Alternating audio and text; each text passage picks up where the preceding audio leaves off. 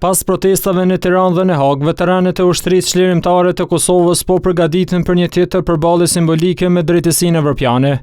Me 16 nëntor, ata do të mblidhen para Asamblesë Parlamentare të Këshillit të Evropës në Strasburg për të kërkuar drejtësinë ndaj gjykatës speciale, që sipas tyre është e padrejtë.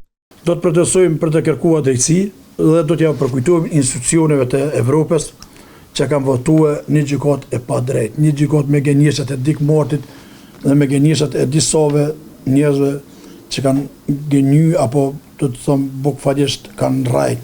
Pavarësisht se ishte e paralajmëruar, Gucati tregon se për momentin nuk do të ketë proteste në Maqedoninë e Veriut për shkak të zgjedhjeve, e po ashtu përjashtoi mundësinë që një e tillë të mbahet në Preshevë.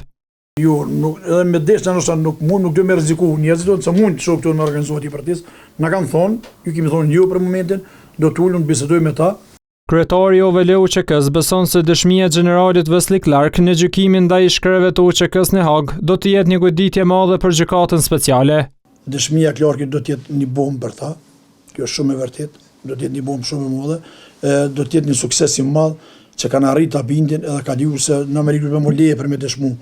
Clarki edhe të tjerë që kanë dëshmu. Ai thot për këtë dhe të tjera organizime të OVL-UÇK-s nuk ka marrë mbështetje nga qeveria. Protesta në Strasburg është e katërta pas Prishtinës, Hagës dhe Tiranës.